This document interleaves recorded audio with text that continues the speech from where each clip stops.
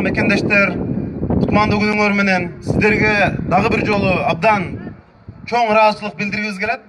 Мына баардыгыңардын жумуштарыңар бар. Ошого карабастан биз уюштурган ынтымак иш-чарасына келип бергениңиздер үчүн абдан чоң ыраазычылык билдирем. Негизи биз Демилге уюмун ачып атканда башында ушу 5-6 бала болчубуз. Анын ичинде мына Москвада ачканда былтыр өткөргөн иш-чарабыз жакшы болду. Мына ушинтип жылдан жылга биздин катарыбыз калыңдап келатат. Буюрса биз жакынкы күндөрү Москвага атайын өзүбүздүн кеңсебизди ачабыз. Биз ушул бүтүндөй бир чоң тармак менен иштейин деген оюбуз бар. Эми Демилге бул сиздердин уюм деп айтып койсок болот, анткени бүт ушул пайдалуу сунуштарды айтып, мамлекет кылышы чече турган бир өзүнчө бир аянтча түзөлү деп ойлогонбуз. Биз эч кандай бир саясий кызыкчылыктар жок деп айтсак болот. Анан эми Кыргызстандан жанагы саясатчылар баарыбыз келип эле барыңарды бир жерге чогултуп барып, ол мындай башыңарды оорутпай, тескерисинче ушундай бир пайдалуу иштерди кылышыбыз керек деп ойлойм. Былтыр мына өзүңөрдөн сунуш түшкөн бул футболдук турнир Демилге, бул ушул сиздердин Москвадагы мекендештердин демилгеси, идеясы. Биз болгону ошого себепчи болуп атабыз. Мына Москвада өзүңөр тааныгандай Кубаныч Алибеков, Максат Мамбеткулов, Талант Байке бул жерде жүрөт мына. Канаат Исаев, ушул бүт демилгелүү жаштардын идеясын биз колдогонго дайым даярбыз. Ошон үчүн бул жерде бир гана ушул спорттук же маданий иш-чара эмес, бул жерде отуруп мен азыр ар бириңер менен сүйлөшкөнгө, ар бириңердин сунушуңарды кабыл алганга, үнүңөрдү ошол барып парламентте жеткиргенге, өкмөткө, керек болсо президентке чейин айтканга биз милдеттенме алабыз. Ушул жерден азыр кабылдама болот. Бул жерден кимде сунуш болсо, ой пикирлер болсо, келип бизге айтсаңар болот. Азыр эми мына бүт дүйнөдө ушундай тенденция миграция күчөдү, аны токтотуу мүмкүн болбой атат. Бирок Кыргызстандан мына Борбор Азияда башка өлкөнүн депутаттары келип мындай өздөрүнүн мекендештери менен жолугушкан учур дээрлик мындай жок десе, биз эми албетте баягы силер айткан бардык маселени чече албай атабыз. Ошентсе дагы мына быйыл ушул шайлоо участоктарын көбөйтүү боюнча биздин сунушту өкмөт кабыл алып колдоп берди. Андан башка дагы бир топ сунуштарды берип, силердин үнүңөрдү максималдуу жеткиргенге аракет кылып атабыз.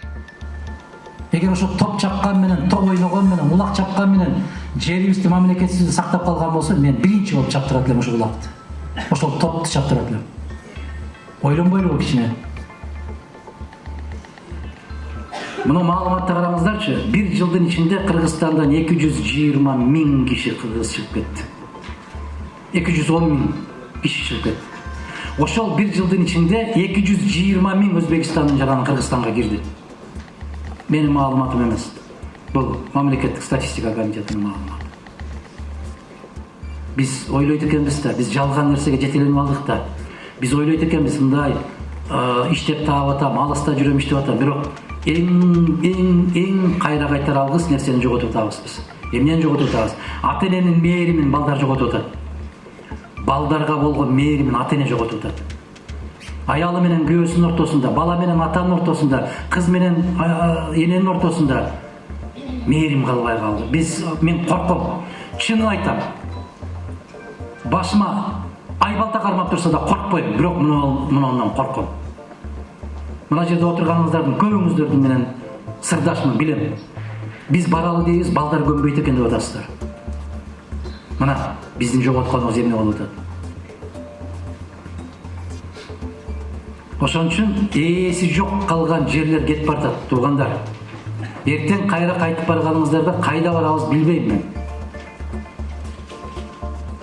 Бирок кайдыгерчилик аябай көп болуп кетти. Өтө эле көп болуп кетти кайдыгерчилик.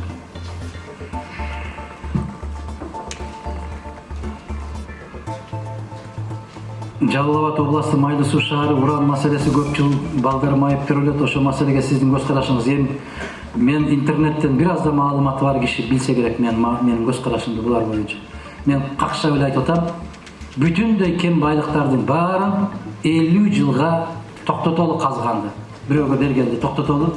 Бизден эстүү балдар келет, чыгат Кудай буйрса дейм, бирок бизден эстүүлөрдүн баары качып атат Кыргызстандан. Ким калат билбейм. Өткөндө ошо интернетке чыгып кетти, Калыгул Олуян 200 жыл башта айткан деп окудуңарбы? мен ушуну биринчи жолу окудум дагы айттым. Айланай, Мадумаров 15 жылдан бери какшаган, 200 жыл баштап калгыл какшап кеткен экен го. Мен өткөндө ушунча 1000 Кытай пайда болду десем, бирөө чыгып айтты го, бекер айттыр, биз эсептедик 6 эле бар экен деп. Уктуңарбы аны дагы? Эми эмне кылабыз эми? Күлүп коюп отура беребиз.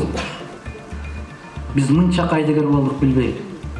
Адамдын өмүрү аябай кыска экен, өтүп кетет экен.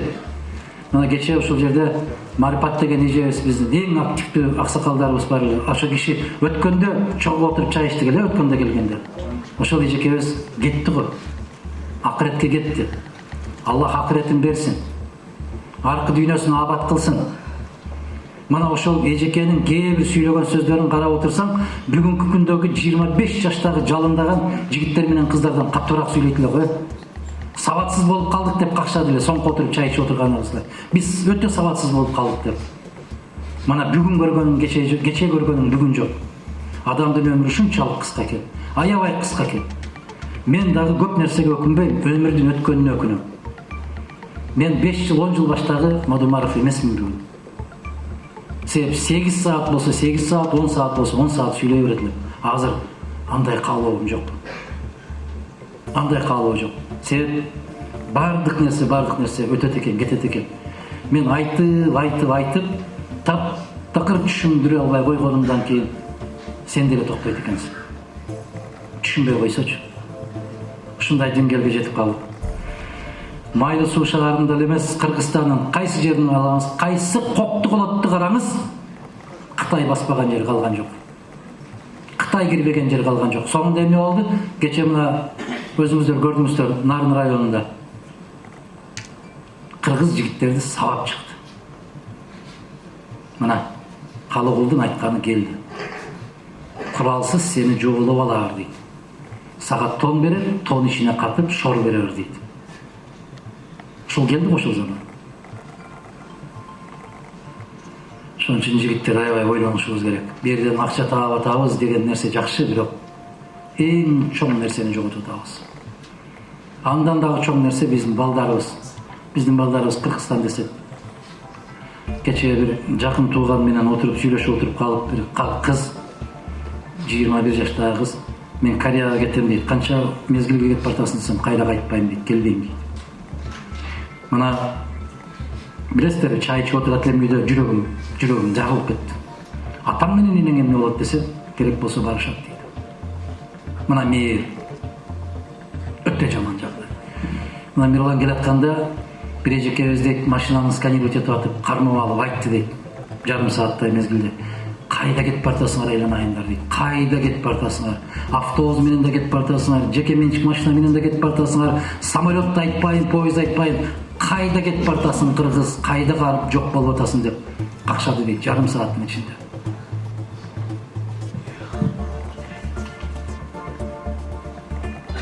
Башта мына аксакалдар айтат эле, эртеги кечки барабыз да барыбыз деп. Азыр барышка булардын деле көңүлү сууп калды.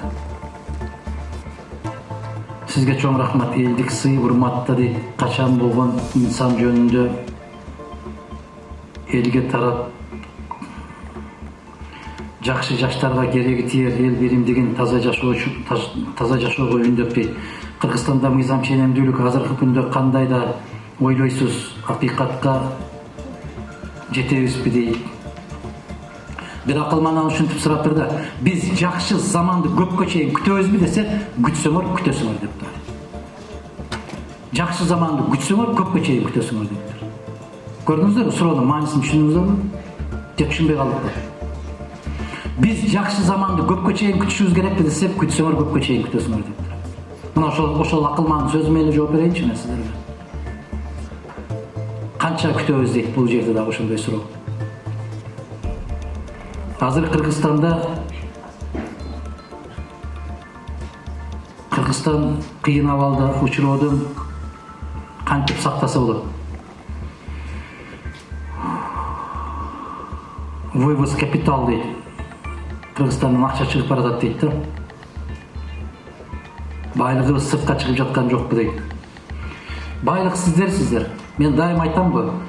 Bizde baylık kumtor emez, bizde baylık Şambisa emez, bizde Solton Sarı, bizde чапкалдын алтындары эмес, бизде байлык силерсиңер. Мына чыгып кетпеген эмнеңер калды? Айтпачы кыргыздар.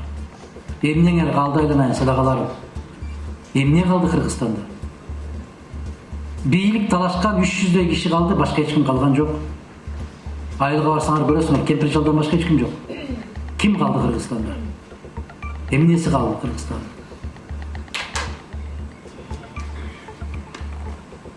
Отуруп жооп берсеңиз ыраазыбыз дейт. Рахмат. Мен чарчаганда отуруп алам, Кудай кааласа. Бюджет 2010 жылдан бери көбөйбөйт. Негизги конкреттүү себептерин уурулук, дагы бир жолу уурулук. Мына кече чогуу уурдашкан, бири-бирин кууп жүрүшөт. Азыр эң негизги суроо эме болуп калды? Ким жеңет? Башка суроо жокпу бизде кыргыздар? Ким жеңет? Эки достун кимиси киминен кыйын болуп чыгат? Башка суроо жокпу бизде? Биринчиси уурдап атса, экинчиси карап отурду экен. Ойлобойсуңарбы өзүңүз? Ошентип биринчи келген экинчисинен, экинчи келген үчүнчүсүн алдына салып ушундай кылып айдап жүрө бере турган болсо, ассалому алейкум болот бир күн мамлекет. Болду, ошондой эле болуп калды азыр. Ассалому алейкум болуп калды. Кагаз жүзүндө барбыз. Чындыгында жок, себеп сотко адилеттик издеп таба албайсың, милициядан издеп таба албайсың. Колуңда акчаң жок болсо, ооруканага бара албайсың. Акчаң жок болсо, мектепке бара албайсың. 21-кылымдын кадрларын контейнерде окутасың кыргыз. Аны жасап койгон кишини кайра жогорураак кызматка көтөрүп коебуз.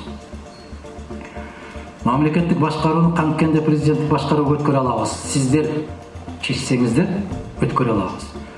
Мен макул эмесмин деген кыймылды эмне үчүн түздүк? 300 000 киши кол таптаса, ушуга өткөрөлү деп 200 000ден ашык таптай албай калдык го. Ушул жерде канча киши кол коюп берген? Кол көтөрсүнчү. Канча киши койбогондор көтөрбөгүлө, сураныч. Мына көрдүңүздөрбү?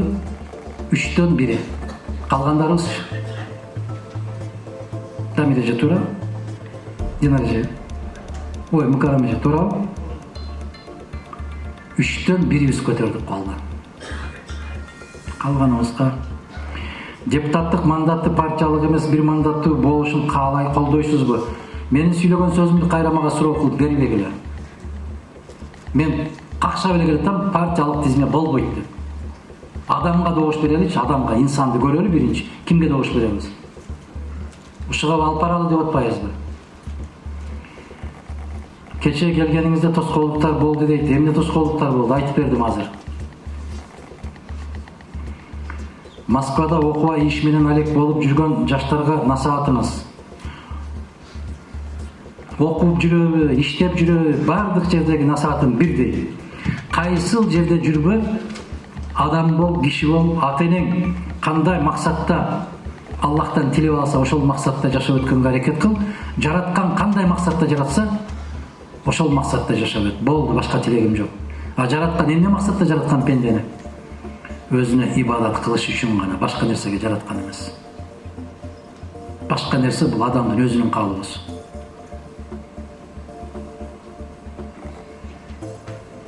Биринчиден Москва шаарына кош келипсиз дейт. Рахмат. Дүйнөгө таруудай чачылган, чилдей тараган кыргызды чогултуш деген инсан барбы? Чогултам деген. Мен ошол инсан турам мен. Мен ошо чогултам деген. Бирок канчалык деңгээлде чогуласыздар билбейм. Себеби азыр элде эмес, өзүңдүн балаңа да тилиң өтпөй калды го. Балаңды дагы каалаган мектепке барып, ушул жерге барып окуйсуң десе окубайт. Өзү каалаган жерге барып окуйт. Мына ушундай мамлекет болдук биз. Бейбаш мамлекет болдук. Өтө жаман каттуу бейбаш. Биз да өзүбүздүн жерибизде жашагыбыз келет. Орустарга түрткүнчүк болуп жашагандан тажадык. Эгер сиз президент болсоңуз, Кремлдин көзүн карабай өз алдыңызча саясат жүргүзүүгө эркиңиз жетеби? Жаныбек Мырзабаев дейт, чапкал району. Ошондой жеткен үчүн жүрөбүз. Мырза, Жаныбек мырза, ошол үчүн жүрөбүз. Биздин максат, андан башка максат жок.